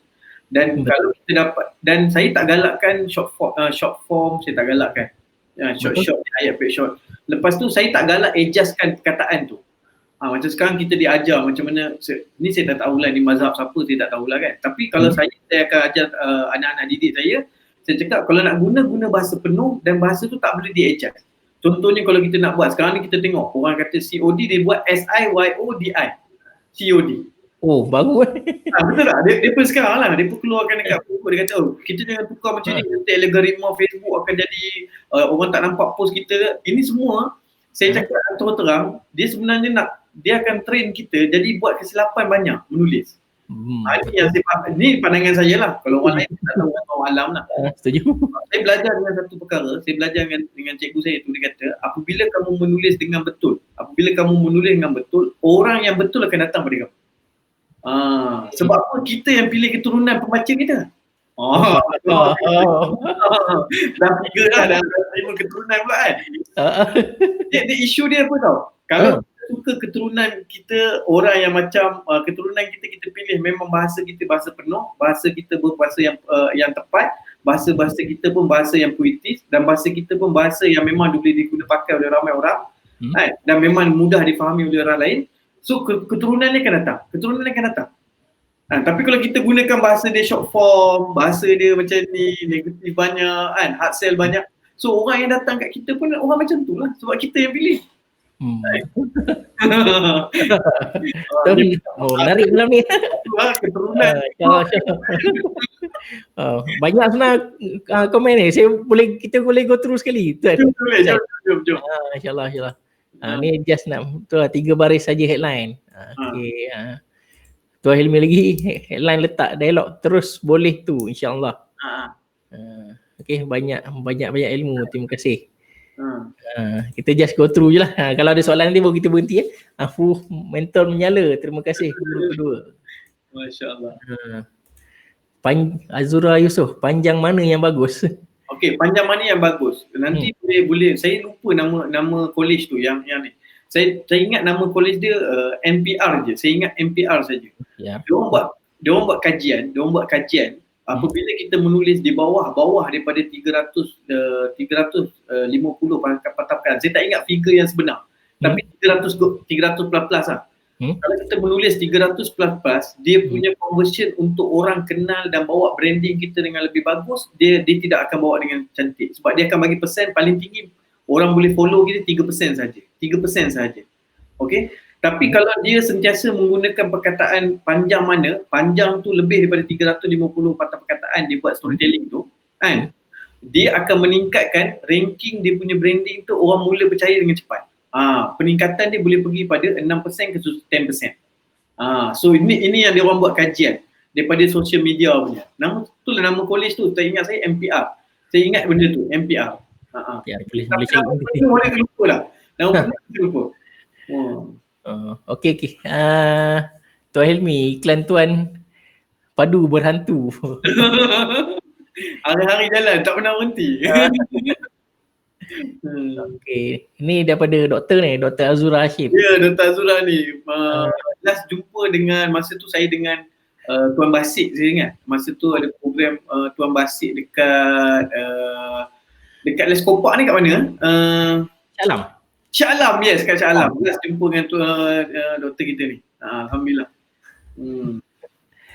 Tuan Helmi, salam cikgu, sihat. Okey. Masya-Allah. Ada lagi tak? Okey, macam mana tak nak bagi melalut? Ada tips tak? Okey, ni soalan baik kat ni sebenarnya. Kalau saya tak panggil melalut. Saya panggil dia beletih tau. Beletih tau. Dia macam dia sorang-sorang je. Dia cerita tu, dia macam dia buat cerita tu, dia shock sendiri tau. Sebab kita kalau buat copywriting, kita tak nak copywriting tu jadi novel. Dia cerita benda lain. Mungkin dah terlepas pasal mind mapping tadi. Mind mapping ni sebenarnya dia memberikan kita kekuatan untuk bercerita dengan lebih tepat dan lebih teratur bila kita buat mind mapping. Bagi orang yang baru bermula dan tidak mahir dengan storytelling, dia boleh mula dengan mind mapping. So, bila dia guna mind mapping, insya-Allah dia tak akan melalut panjang. Dan bila dia nak sambung-sambung ayat tu jadi mudah. Dia akan jadi mudah. Ini key point yang pertama. Dan bila melalut ni, isu dia adalah dia tak nampak value yang dia nak serahkan. Produk tu, dia dah tahu dah produk tu, tapi dia tak nampak value ketika dia nak sampaikan penyampaian value tu. Contoh yang paling dekat sekali bila kita tengok orang jual kereta, satu salesman, bila dia datang, bang, kereta ni boleh muat 5 orang. Satu lagi salesman dia cakap, bang, kereta ni boleh muat 5 orang untuk orang yang badan besar macam saya. Ini value penulisan, kan? Value penulisan kepada orang. Beza. So kalau tulis melalut ni, dia punya key point dia, yang pertama tadi pasal mind mapping lah. Yang kedua, dia punya value added untuk orang yang nak dapat produk kita, bukan kita. Contoh macam tadi tu, contoh paling senang. Satu orang jual kereta, satu orang dia cakap, okey bang, kereta ni muat 5 orang. Okey, dia macam simple. Tapi satu lagi dia cakap, bang, kereta ni muat 5 orang tapi untuk saya macam saya memang sangat-sangat sesuai. So dia ada nampak value kepada orang yang nak dapatkan produk tu. Itu je point dia. Okey, faham. Okey, bercerita pasal kereta tu. Okey. Mungkin saya tambah sikit kot. Okey. Boleh, jalan terus. Kalau macam Tuan Nizan biasa ada gunakan teknik NLP dalam penulisan. Banyak. Perkataan NLP ni yang paling ringkas kita tengok ialah lihat, bayang, yes. segera. Dia macam ada satu arahan yang buat. Dan bila sebut pasal NLP ni, dia akan sebut pasal 3 benda lah. Tak ada benda lain dah. Dia akan sebut 3 benda. Kita kena faham orang yang AVK tu. Orang yang auditory, visualize dan kinesthetic. Betul. Dalam storytelling ni, dia sapu bersih 3-3 ni. Kalau hard sell, dia tak boleh pergi 3-3 ni. Itu yang orang tak nampak. Ini orang tak nampak. Betul macam salah satu contoh NLP sebab Tuan Design sebut kereta tu, saya ingat satu iklan Shell kot, iklan Shell. Okay. setitis, dia lebih kurang setitis minyak boleh pergi beberapa kilometer. Dia describekan perkara tu. Dia detailkan. Saya nak cerita, saya daftarkan apa ni yang Petronas yang punya yang baru ni. Dia guna settle kan, settle. Settle. Settle Okay. kan. So, settle. Kan dia hantar notification dekat kita. Saya tengok dia orang follow up guna storytelling. Dia guna storytelling yang mana dia gunakan third party punya orang tau. Maksudnya dia gunakan satu kolom bila sebut tadi pasal cerita-cerita pasal kereta ni tadi lepas minyak dah kita kan. Saya suka settle, aplikasi settle ni sebenarnya dia suka buat cerita tau. Ada satu kali tu dia buat cerita tentang satu nama orang yang mana bagaimana dia menggunakan settle ni dia dapat keuntungan dari situ. Tapi dalam bentuk story. Macam kita tengok satu cerita yang telah dibuat oleh masa zaman COVID kan. Zaman COVID kau sekarang tak ada COVID. Masih COVID lagi. Ada lah cerita kan. Nak ceritanya Makcik Kia tu adalah satu storytelling. Makcik Kia tu. Betul. Orang tak nampak benda ni. Orang dia sekadar nak dilahirkan. Sebenarnya dia tengah lahirkan karakter. So bila ada karakter ni, dia akan jadi satu kemudahan untuk orang mudah faham. Itulah sebabnya bila dia sebut pasal Makcik Kia, semua orang nak tulis pasal Makcik Kia. Makcik Kia ni, Makcik Kia tu. So bila dia jadi viral, dia jadi terus terpasak kepada otak dia. Sebab tu bila sebut pasal NLP, storytelling adalah satu gerak kerja NLP yang sangat-sangat berkesan. Betul-betul. Menarik. Okay, kita tengok lagi lah ni. Okay. Ada lagi, banyak lagi ni. Ada masa? Ada masa lagi kita Zai? Boleh kita. Apa nak tanya kita jawab lah. Sebelum semasa selepas tu subjekkan ke target audience kan. Seolah-olah dialah orangnya kan. Ya benar. Dia 3S ni konsep yang paling dahsyat bila kita dapat bawakan cerita tu sama macam dia. Kita panggil dia mirroring. So bila dia membaca dia terasa ni aku lah. So dia bila dia cakap ini aku, siap. Dia akan jadi customer. Sebab tu saya bagi point penting saja. Saya sebelum saya jadi copywriter, saya adalah salesman buku Lingophone. Pernah tengok buku Lingophone? Dan jual audio, buku, kaset apa semua kan dulu zaman dulu kan. Saya jual bentuk. So bila kita menjual produk-produk offline ni, masa saya buat jadi salesman kereta salesman buku tu, Lingophone tu, apa yang kita orang selalu buat adalah kita orang selalu story dan kita cakap akan buat mirroring. Adik, kalau adik tak ada bahasa Inggeris akan jadi macam saya dulu tak pandai. Dia macam seolah-olah macam kita cerita seolah-olah macam dia tu akan terasa tau. Saya dulu tak pandai kan. Jadi bila saya dah belajar bahasa Inggeris ni, gaji saya boleh dinaikkan dengan bagus. Sebab apa? Keputusan orang untuk nak bagi kita sebagai satu jawatan ni berdasarkan kita punya bahasa yang kita boleh kuasai. Kalau you ada bahasa Melayu saja, orang kata biasa. Tapi kalau you ada degree, you ada bahasa Inggeris, you akan nampak lebih bagus. Ni kelebihan dia. So bila bercerita tu nampakkan mirroring. Saya panggil mirroring lah, saya tak tahu lah Tuan Fidaw panggil apa. Betul, mirroring juga. Mirroring, sama. Sama. Mungkin boleh dia nampak mirroring nama dia. Mungkin boleh tambah sikit kot. Boleh tambah. Macam Tuan Izan cerita pengalaman Tuan Izan, saya nak cerita pengalaman saya sikit lah kot. Jangan bagi closing lah. Contoh waktu dulu saya pernah closing untuk produk wanita. Biasalah dalam WhatsApp kita terpaksa jadi perempuan lah. Tapi dalam closing saya tu saya tak cerita langsung pasal produk. Betul, langsung tak cerita pasal produk. Berapa biji, berapa semua tak ada. Dia just cerita macam let's say nombor masuk, lepas tu bagi tahu apa puan ada masalah apa ke apa. Lepas tu terus dia cerita. Oh macam ni. Bulan lepas minggu lepas ada seorang akak ni masalah yang sama juga macam akak hadapi. Mirroring. Mirroring betul. Kita tak mirror kat diri kita mirror dekat customer yang sebelum ni. Okey. Sama masalah dia tapi minggu ni dia bagi saya testimoni. Alhamdulillah dia. Untuk ni akak why not akak cuba je. Mana tahu boleh jadi. Saya tak suruh beli, saya suruh dia cuba je. Cuba bayar duit jugalah. Saya tip saya lah masa saya jadi salesman, saya diajar untuk bagaimana nak membuatkan orang minat untuk beli produk tu. Sebenarnya bos saya bagi tahu sebab bos saya ni nombor 3 Asia yang paling dahsyat dalam bidang salesman, nombor 3 di Asia. sing lah, satu orang sing kan. So saya belajar dengan dia kata, saya kalau turun field, saya boleh bagi you jaminan, kalau saya tak close order, saya bayar you 1,000. Dia kata macam tu tau. Dia pula jenis dia kata, saya akan tunjuk depan mata. Dan masa saya buat kerja offline dulu, masa saya jadi salesman dulu, saya tak dibenarkan bawa wallet, tak dibenarkan bawa IC. Wallet tu dalam dia tak benar, IC, lesen semua tak boleh bawa. Syarat dia, kamu kena buat order, aku turunkan kamu dekat sini, kamu kena buat order. Tak ada order, balik jalan kaki. Ni keadaan saya dulu. Jadi nak ceritakan pasal apa ni, target audience ni, sebenarnya isu dia adalah orang bila kita menulis storytelling ni, sebenarnya kita bawa minat produk kita ni ke arah dia. Dia tak minat pun. Tak cerita, mana ada orang datang dekat tempat kita 90% ya datang, saya betul-betul berminatlah dengan produk awak. Tak ada. Dia kan kita yang lahirkan minat dia. Bila kita buat story tu, kita yang lahirkan minat dia sehingga dia rasa macam, tak, ini aku punya lah, ni kes aku lah ni. Kalau aku tak cuba ni, aku boleh demam kan. Okay, boleh. Berbalik kepada target audience ni, mungkin saya nak pergi kepada soalan saya seterusnya lah, Tuan Izan. Boleh. Sebab dia berkait rasanya. Bagaimana kita nak dapatkan testimoni sebenarnya? Testimoni sebenarnya story.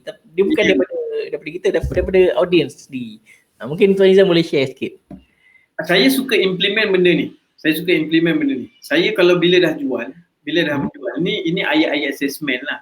Kan, bila dah jual, kita kena selalu cakap. Kita kena selalu bagi satu ayat. Bila dah beli dengan kita kena bagi satu ayat, bagi tahu dengan dia, saya sangat-sangat berterima kasih kerana telah membeli dengan saya, walaupun di luar sana ramai gila seller.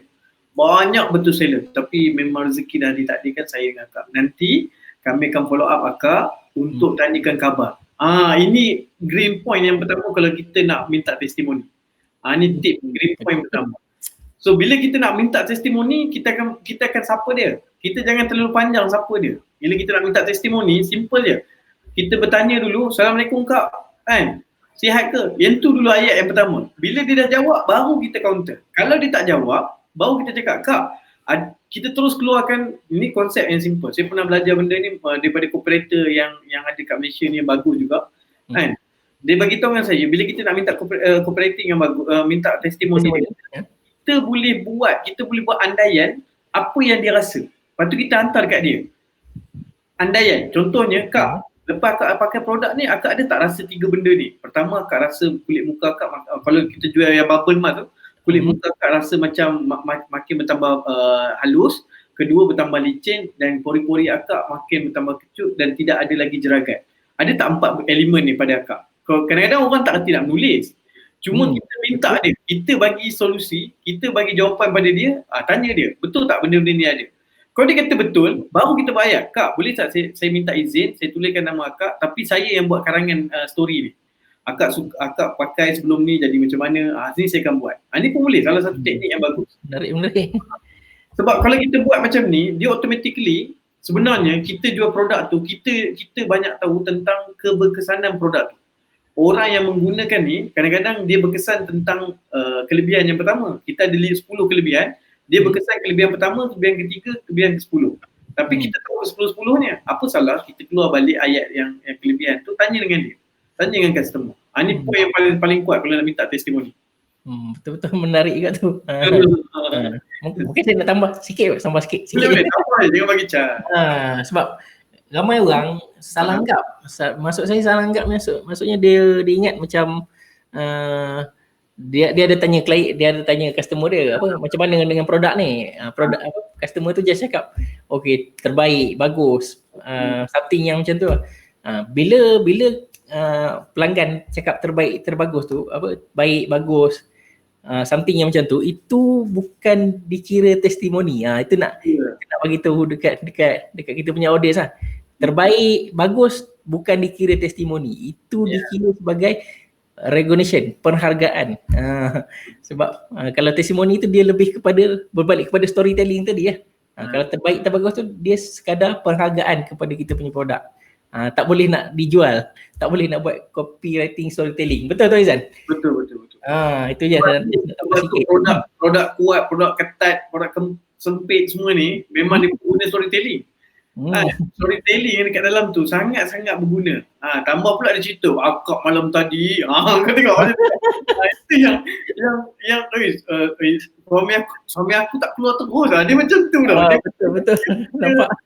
Kalau dia kata produk ni, itu macam satu penghargaan biasa je. Tapi kalau dia dapat cerita suami saya tak keluar malam tu, aku bagi dia tidur cepat kan. So benda macam ni memang sangat-sangat bagus, sangat berguna.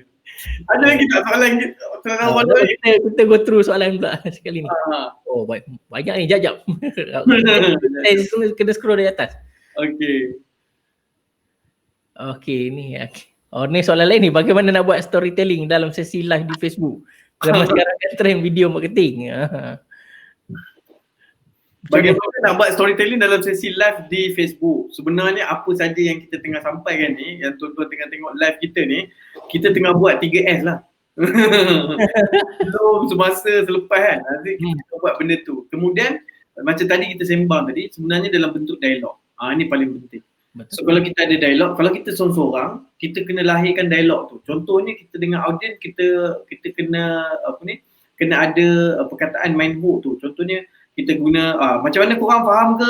Ni satu benda yang kita nak tarik audiens punya emosi. Dan bila kita berpresent, kita okey, siapa yang faham ni tolong komen nombor 6. Contoh kan dekat situ kan. Jadi dia ada sesi dua hala. Story ni sebenarnya dua hala. Itu je dia punya gerak kerja. So bila nak buat live, kena rajin mempelajari bahasa dua hala. So ini simple dia. Tak ada masalah apa. Betul lah Tuan Fidaw? Ni saya tengah tanya. Betul lah Tuan Fidaw? Ini pun dua hala ni. Contoh let's say lah kalau macam Tuan Helmi kata nak buat live apa semua. Macam saya kalau buat live seorang, dia macam jadi awkward sikit sebenarnya Tuan Izan. Tapi bila kita buat live yang style macam ni, kita berbual bicara, ada lima balas, lepas tu ada dengan audience sekali, rasa lagi best dia punya live dia macam ni. Dia punya energy pun jadi lain. Ya, betul.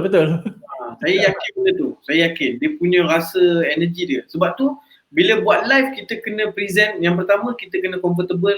Ni kalau kita nak buat live, saya jawab balik soalan Helmi lah. Yang pertama kita kena banyakkan cari jalan macam mana nak mengetahui perkataan-perkataan yang mudah orang faham. Ni nombor satu. Yang nombor duanya kita ulang balik semula. Korang faham tak apa aku cakap ni? Ni benda-benda yang macam kita nak panggil dia balik supaya dia ada dua hala punya gerak kerja. Lepas tu yang ketiga, banyakkan soalan. Dia kalau kita banyakkan soalan, korang faham lah sampai mana korang faham, dekat mana korang tak faham. So kalau kita banyak usahakan soalan ni, dia automatically dia akan bentukkan storytelling kat dalam tu. Ni zaman hari ni punya gerak kerja. Dan paling penting, body language kita lah. Paling penting kan, body language kita dengan tata cara. Kalau ikutkan semua, rating untuk nak buat live dengan bagus ni, tu kena touch lagi dia punya live, lampu lah apa semua. Tu lain ceritanya lah kan. Betul lah, lampu saya pun tak berapa nak tegang. lagi tegang. Tak ada masalah. Okey, kita tengok lagi lah. Banyak soalan ni. Maksud 2 kelebihan, 3 cara nak pakai pemula iklan storytelling. Okey, ini just kita tengok balik lah. Okey, terbaik sparring ni. Okey, ini bentuk penghargaan. Terbaik saja. Okey. Banyakkan membaca daripada Tuan Helmi, insya-Allah. Okey, lain macam keturunan storytelling. Okey, kalau tuan-tuan dan puan-puan kalau ada soalan boleh tanya terus ni. Lah sementara masa kita ada. Saya kan bila sebut pasal keturunan ni kan. Bila sebut pasal keturunan ni kan, saya perasan satu benda lah yang paling besar lah. Yang saya implement 2 tahun selepas saya mula kepada e-commerce kan. So 2 tahun saya start daripada tahun lepas, bulan 1 saya start buat e-commerce. Saya dah start tak ada team sale apa semua. Saya dah mula kurangkan team sale lah, bukan tak ada lah.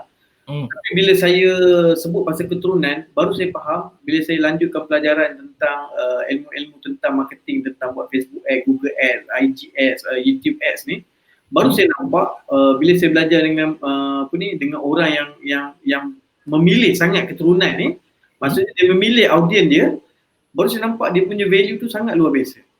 Sebab saya tunjuk contoh satu. Kalau kita bagi produk percuma dengan bagi produk tu dengan harga RM2, dia mentaliti dua audiens ni berbeza, sangat berbeza. Saya setuju. Sebab tu saya semenjak daripada 2 tahun yang lepas, start daripada tahun lepas sampai ke hari ni, saya dah tidak ada lagi menyatakan kelas percuma. Tidak. Saya cuma bagi tahu kalau saya nak buat kelas ni, saya akan buat letakkan harga. Paling murah pun saya letak mesti RM3 atau RM5. Paling murah.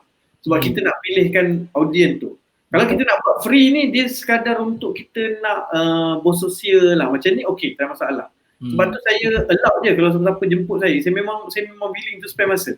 Sebab waktu tu lah kita nak bagi kita punya energy, kita nak bagi kita punya opinion. Sebab opinion kita bukan semua betul pun mereka. Nak kita semua boleh terima kita punya opinion, tak kan. Apa yang saya dah cakap ni, saya dah mula buat dan saya mula ada rasa energy tu. Okeylah, jadilah tu. Tapi itulah audien tadi, sebut pasal keturunan ni, itulah penting ni. Kita nak memilih audien kita. Kalau audien ni betul kita pilih, betul lah cara dia. Kalau kita betul-betul buat free, tapi audien tu ditapis dengan cantik, InsyaAllah akan beri impact yang besar pada kawan sepanjang. Okey, ni mungkin saya nak tambah sikit kot. Tuan Izzah sebut pasal keturunan storytelling semua. Macam saya sendiri bukan, saya sendiri dengan agensi. Supaya yang tak tahu, saya buat copywriting dan setelah masa sama saya buat dengan agensi juga time saya. Kita ada satu klien tau. Klien ni dia produk essential oil. Okey, essential oil. Dia punya target market dia ialah golongan yang macam ada jugalah doktor apa semua. Kalau tengok pada dari segi konten penulisan harian dekat dia punya page tu, daripada segi engagement memang tak ada.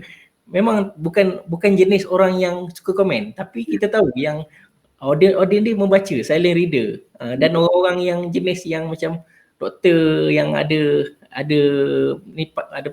status sikit ni, dia jenis yang membaca, tapi dia membaca dia tak komen. Tapi bila kita pergi kepada e-commerce apa semua nanti, dia membeli. Dekat situ kita nampak tu lain audience lain dia punya ni. Sebab Dr. Izzah tadi ada sebut pasal silent reader ni, betul, saya setuju. Sebab tu email marketing sampai sekarang dia tak mati. Betul. Sekarang dia tak mati. Syarikat besar-besar pun pakai lagi email marketing. Dan paling dahsyat sekali, untuk cerita pasal keturunan ni, orang yang membina keturunan yang tepat ni, sebenarnya dia orang telah mengumpulkan kelompok-kelompok berduit yang sangat luar biasa. Itu yang saya perasan. Ni saya perasan. Sebab yang kelompok yang ada berduit dalam status ni, dia jarang komen sebenarnya. Dekat daripada produk tu, saya belajar sesuatu tu. Sebab dia berbeza dengan orang lain punya produk. Betul. Ni soalan dia just go through yang dia rasa saya ditulis ni kot. Value pada orang yang nak dapatkan produk kita jual, bukan diri kita. 2, NLP dalam storytelling. 3, follow up guna email guna storytelling. Dia just ceritakan balik lah ni Tuan Helmi ni. Rajin Tuan Helmi, Makcik Kiah dan Pak Saleh PM8 guna NLP. Banyak marketing yang paling dahsyat berjalan. Kita pernah tengok iklan daripada Petronas sendiri. Kita pernah tengok kan, ni dia sentuh pasal Ustaz Abiliu kan. Betul. Sebenarnya apa yang dilalui oleh Ustaz Abiliu sendiri, apa yang dilalui oleh kita punya arwah puan Yasmin kan, yang buat tentang Petronas. Saya suka, saya tak tengok iklan tu. Sebenarnya bila mereka menggunakan storytelling yang lebih touch kepada manusia ni, lebih touch pada emosi ni, yang kita nampak macam Abiliu sendiri kan, dia punya impact ni luar biasa. Macam Abiliu dia ada satu, tak tahu lah, Allah Ta'ala bagi dia satu kelebihan. Penulisan dia ni memang menyentuh perasaan, memang sangat-sangat sentuh. Saya sendiri kalau baca pun kadang-kadang boleh menitik mata. Tu sebab kadang-kadang saya baca cerita-cerita dia pagi-pagi aku cepat baca, lepas tu aku tinggal. Sebab kalau aku lama-lama baca nanti dia macam air mata mana? Ikut sekali Dia tak tahu lah, mungkin Allah Ta'ala bagi dia satu kelebihan. Dengan penulisan dia ni orang mula tersentuh. Tu cepat tersentuh. Ni dia punya, sebab hari-hari tau, dia tak perlu membaca, tapi setiap hari dia jumpa orang, masalah timbul hari-hari, dia try selesaikan masalah tu. Yang tu yang dia punya percakapan, dia punya penyampaian tu, Allahu Akbar. Allah memang gifted lah, Allah Ta'ala bagilah. Satu lagi apa yang diceritakan tu dekat dengan kita. Mirroring dia kita. Ya? Dia punya mirroring tu, dia punya mirroring bila orang baca tu dia terasa macam, kalau jadi dia punya empathy dia punya pain dia, Allahu Akbar, dia rasa betul-betul nampak dan terkesan benda tu kan. Betul. Saya sendiri yang suka menulis, mengajar orang storytelling pun terkesan. Apatah lagi dia yang boleh, Allah. Betul. Masya-Allah. Okey. Sekejap. Okey.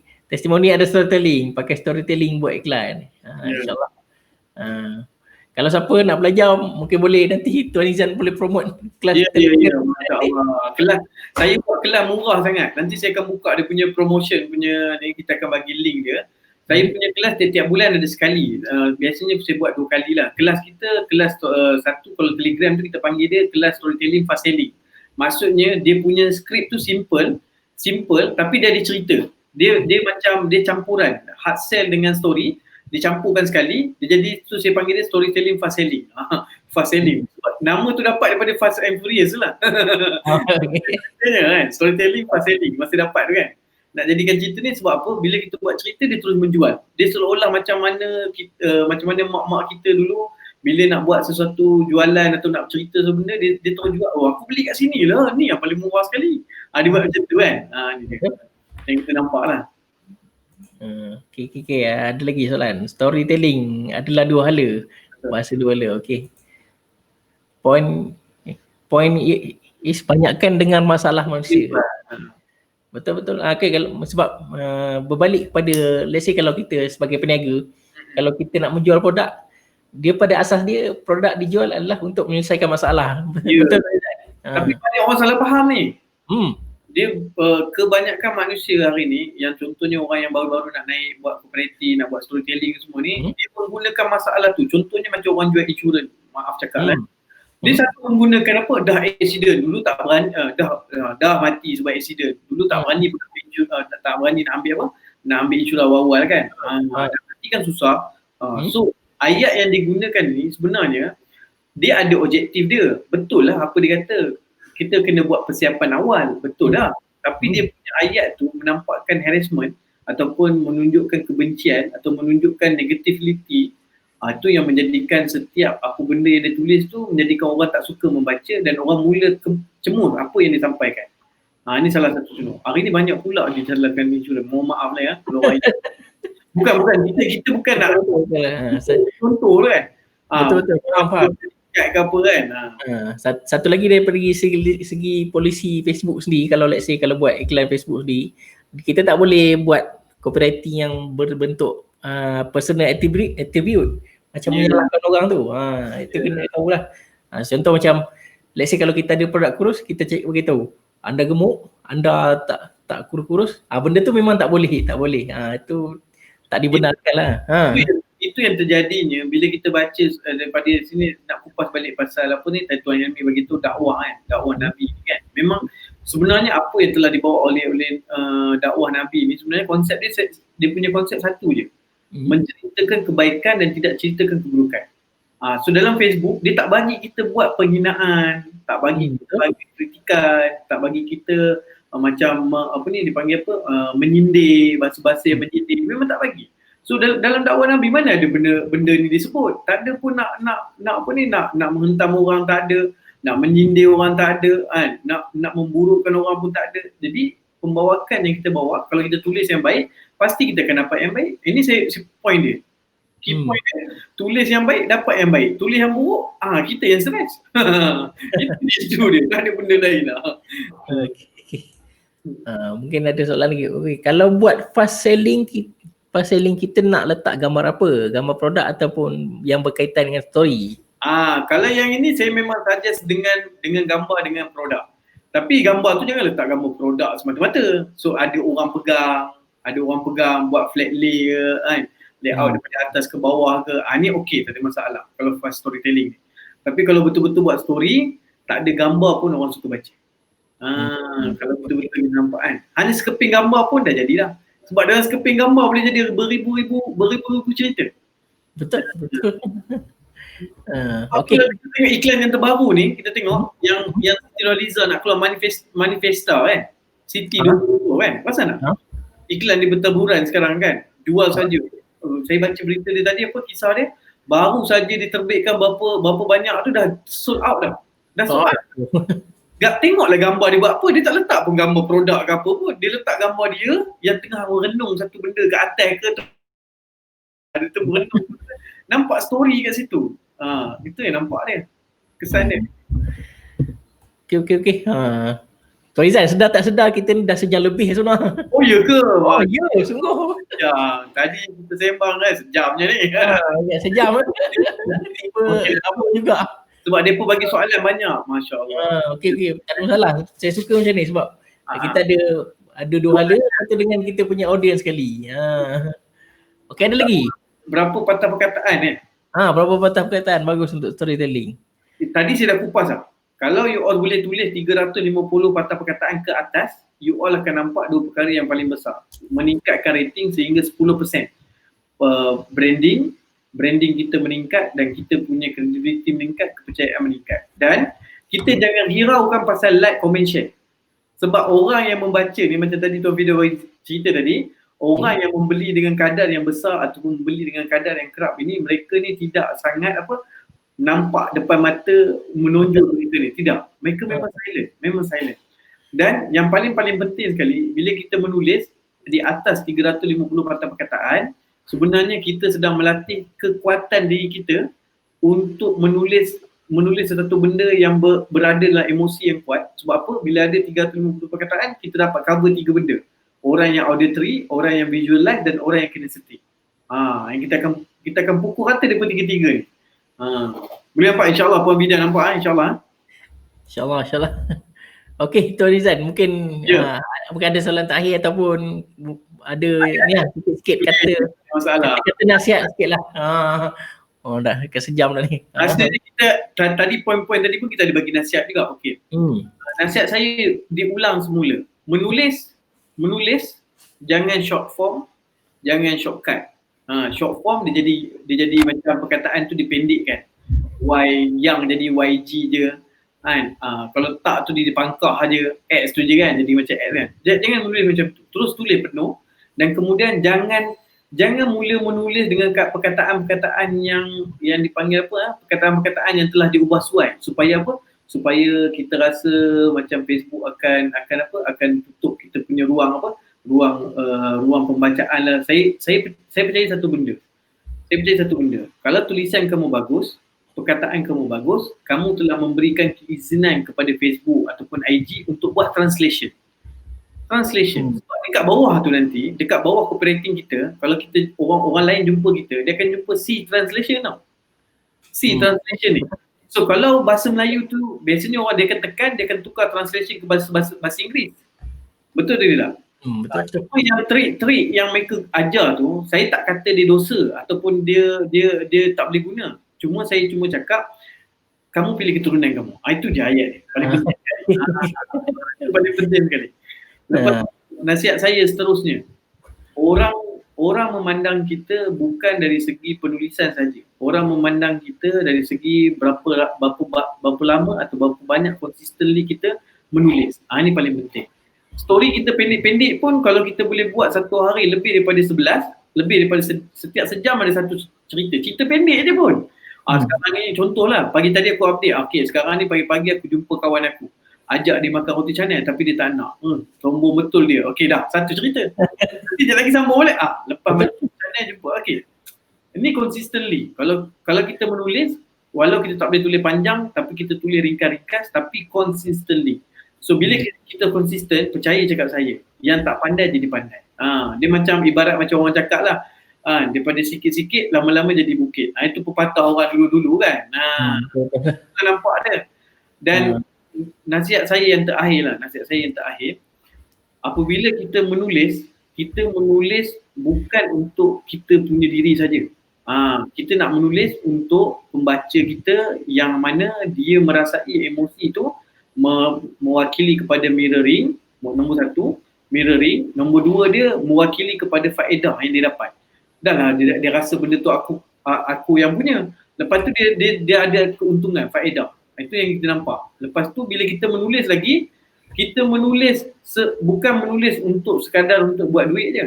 Kita menulis untuk membina karier. Kalau korang ingat benda ni, korang duduk dekat dalam bidang online ni memang jadi mudah. Dia akan jadi mudah. Ni je lah poin-poin ni nasihat saya, tu je lah. Mungkin saya nak tambah sikit lah kot, ada orang yang tengok ni. Sikit je, tak banyak pun. Okay. Mungkin kalau tuan-tuan dan puan-puan rasa macam susah sangat nak buat copywriting ni, apa payah sangat nak menulis kan. Nasihat saya first sekali jangan give up lah. Sebab asal ni kalau ikut saya dulu awal-awal tu tak reti juga buat copywriting tu kan. Betul. Awal-awal belajar dulu serius. Waktu buat dulu mula saya buat copywriting 2 minggu baru siapkan satu copywriting Facebook. Lamanya. 2 minggu. Elok-elok lepas tu orang lain pula curi. Itu frust rasanya. Tapi saya video bila sebut pasal curi ni, saya sebut pasal curi ni, saya teringat satu perkara tau. Bila saya belajar dulu dengan guru saya seorang, dia kata, if somebody stole your story, dia kata. Orang bahasa Inggeris lah pula ya. Okay. Dia kata siapa-siapa saja yang telah mencuri storytelling kita, sebenarnya kita telah membangunkan diri kita dengan satu credibility yang sangat tinggi. Jadi kita tak perlu pun nak kecam orang yang ambil benda tu. Kita just comment, bagusnya cerita kat atas ni, macam saya punya cerita ni kan. Buat benda tu seolah-olah macam tidak ada apa-apa. Kalau boleh kita cari orang tu. Saya pernah jumpa orang yang pernah copy paste cerita-cerita kita kan. Apa saya buat? Saya komen dekat wall dia, seronoknya cerita ni. Pasti saya. Dia jadi macam ni kan. Bagusnya share tulisan saya. So at least dia terasa macam segan tau. Nanti dia akan edit, dia letak share nama kita. Tu point nombor 1. Kedua, kalau saya tak dapat nak komen, saya akan PM dia. Tidaklah saya terus screenshot orang tu, terus membabi buta, terus kita terus cakap orang dia telah curi aku punya. Sebab saya cakap tu terang lah, tak semua orang dia ada ilmu tentang ilmu tentang plagiat. Dia tak ada. Betul. Saya pernah jumpa satu orang yang pernah menggunakan nama saya untuk jual produk dia. Dia ingat bila dia duduk kita buat storytelling tu, kita memang bagi contoh, tapi contoh tu diguna dengan nama-nama kita dia sekali kan. Saya PM dia. Saya kata baguslah buat macam tu. Cuma masalah utama, you telah menggunakan nama saya untuk jual you punya produk. Jadi produk you tak ada kaitan dengan saya. Jadi saya nak minta izin satu, saya cakap dengan dia, saya minta izin satu, tolong remove nama saya dan tolong buang copywriting yang you pakai. Itu je. Lepas tu dia kata minta maaf lah apa. Jadi orang tu jadi bagus. Sampai dengan sekarang pembeli tetap lah kita. Betul. Tapi bila jadi macam tu sebenarnya itu satu kelebihan. Dia kena jadi kita punya copywriting kena jadi lagi baik daripada apa yang kita buat sebelum ni. Saya kemah dia, saya nampak. Saya kan Tuan Firdaus, kalau cerita pasal produk digital, orang yang pakai produk digital ni berlambak. Beli satu kongsi 5, beli satu kongsi 30. Itu perkara biasa dalam digital kan.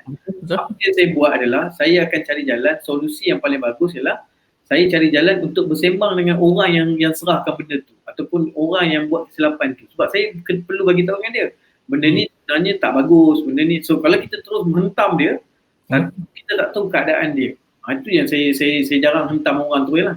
Betul. Saya macam tu, simple je. Sebab kalau tengok saya, ibu-ibu yang saya sebelum ni pun ada kat dalam Shopee tu Aizat. Allah Akbar. Saya dah berapa banyak lah. Orang yang Shopee tu, saya kata alhamdulillah jual buku saya. Cuma masalah saya cakap alhamdulillah lah, alhamdulillah jual buku saya. Maknanya famous juga lah buku saya, saya cakap. Jadi cuma masalah utama kat sini, awak tak ada akad jual beli dengan saya. Akad tentang bagaimana awak nak jual produk saya dan saya. Kalau awak betul-betul nak jual, jom kita JV. Saya cakap macam ni, saya tak buat lawan. Saya ajak orang yang buat benda masalah tu, saya ajak dia kepada apa? Ajak dia kepada kita jadi kawan. Ni je. Kita tak buat dia lawan, buat apa? Membazir masa. Kecuali kalau dia memang tak nak layan kita lah. Kita PM tak nak layan, kita bala mesej tak layan, angkat telefon pun tak. Ni memang cari naik. Okey, Tuan Izan, terima kasih banyak masa ni. Dah dekat dekat 90 minit juga. Alhamdulillah, mungkin dia ilmu lah siapa sampai. Itu ilmu seronok orang share posting ni. Nak CNP pun saya bagi je. Okey. Kita boleh declare lah. Kalau kalau kita tak nak orang ambil kopi dan kita pula cepat terasa, boleh tulis kat bawah. Tulis bawah sekali, tulis itu sebarang share tidak dibenarkan. Sebarang copy paste tidak dibenarkan. Sila tekan button share. ini tulisan yang macam ini akan menyelamatkan isu yang korang rasa tadi tu, orang kena curi lah apa. Kalau tak nak orang curi, bagi tahu siap-siap. Kalau tak nak, kata pepatah apa, kata pepatah Firdaus, kalau tak nak di lambung ombak, jangan berumah di tepi pantai kan. Senang cerita, tak ada pantai kena. Awal-awal tu macam masa waktu mula-mula belajar memang rasa macam menyirap lah kan. Kita first time belajar ambil masa 2 minggu. Lepas dah ni kita belajar, rupanya kita boleh daripada situ sebenarnya saya tambah baik copywriting. Lepas tu rupanya benda tu ada hikmah sebenarnya tu Izan. Saya suka ambil benda tu jadi positif, simple je. Betul. Dia positif sebab apa? Kalau kita ambil benda tu secara positif, kita sebenarnya sedang membawakan orang yang ambil karya kita ini, kita jadikan dia kawan, dan satu masa kawan yang kita telah mengirim, kita telah membangunkan satu jambatan ilmu untuk dia juga. Malahan kita bagi tahu ilmu yang tentang tak boleh plagiat, tak boleh nak ni, tak boleh copy paste je, hang kena buat macam ni. Jadi dia automatically kita telah salurkan satu lagi jambatan kebaikan untuk dia. Sekiranya kebaikan dia teruskan, itulah hadis bagi tahu kalau dia amalkan kebaikan yang kita sampaikan ni, sampai kiamat nanti dia akan bagi pahala kepada kita. Ni saya cubalah kan, saya orang yang baru belajar bab agama kan. Saya cuba macam ni. Saya belajar kan Tuan, banyak kan belajar dengan Tuan Azan ni. Itulah, moga belajar semua. Belajar banyak ni, masya-Allah. Okay, terima kasih Tuan Azan kerana ada link tak nak cuci jangan tulis dekat Facebook. Ini kita tak boleh lah, sebabnya hak individu ni kita tak boleh halang kan. Cuma apa yang kita rasa tak sama dengan orang lain tu rasa. Rambut sama hitam, hati kita lain-lain. Jadi tangan sama je tangan kita ada 5 ada 10 kan, tapi dia punya apa ni, emosi untuk penulisan dia kita tak tahu orang punya perkataan. Cuma kalau nasihat saya ni akhir sekali simple je. Kalau rasa tak nak orang copy paste, walaupun kita buat security, just tulis kat bawah tu sebarang share copy paste tak dibenarkan, hanya boleh di share dengan tekan button share dah. Simple. Selesai masalah. Sebab kalau satu macam sebelum ni saya adalah dengan kawan saya Syafiq Taib, dia online marketing jugalah. Dia ada share satu quote yang dia cakap apa-apa juga penulisan ni sebenarnya bekalan kita dekat sana. Maksudnya kita betul apa yang kita tulis tu sebenarnya ada tanggungjawab kita jugalah. Bukan sekadar dekat sini, tapi bekalan kita dekat sana. Itu yang dipanggil kita kena tanggung kat dunia ni. Jawab kat sana tu maksud dia tanggungjawab. Tanggung dekat sini kat dunia kan, nanti dekat sana kena jawab lah. Betul, samalah bijak sana. Bijak tu mesti kat sana kan. Betul. Aku betul lah orang lama-lama fikirkan benda tu. Fikir kita. Perkataan tu memang dibawa dakwah ke terus kan. Boleh insyaAllah Okey, insyaAllah Tuan Izan. Kalau ada jemputan ni, nak jemput boleh? Boleh, bagi tahu je bila waktu ni tak ada para bintang, jalan terus. Apa dah Okay, terima kasih juga siapa yang masih tengok live ni. Ada ramai lagi ni. Ada ramai lagi insyaAllah. Helmi lah dia cakap tu. Muhasabah. Saya pun tahu lah. Sebelum kita akhir ni, saya pun, ni kita boleh Tuan Firdaus Boleh. Sebelum kita berakhir ni, saya cuma nak cakap satu, yang baik ni Allah Ta'ala je yang bagi kebaikan dia. Kalau kurang baik ni pada saya sendiri, dan sekiranya ilmu ni rasa bagus untuk kita sendiri, untuk kawan-kawan, kita cubalah share pada orang ramai. Mungkin kebaikan yang kami cerita ni boleh memberikan mereka impact dalam mereka punya perniagaan. Ada yang orang baru nak bangun, ada orang yang tak nampak jalan dia, kita bagi satu cahaya untuk dia. Jadi bila kami sampaikan ni, terutamanya saya yang sampai tadi, orang yang banyak cakap ni banyak dosa. Jadi saya mohon maaf dan ampun kalau terkasar bahasa dan sebagainya. Itu je lah. Nanti terima kasih Firdaus jumpa malam ni, Masya Allah. Terima kasih banyak kata Izan. Ini belajar. Terima kasih banyak. Belajarlah. Okey, insyaAllah kita mungkin tutup majlis dengan tasbih kifarah solat masa. Terima kasih, Masya Allah. Terima kasih banyak. Assalamualaikum. Terima kasih semua. Warahmatullahi wabarakatuh. Terima kasih banyak.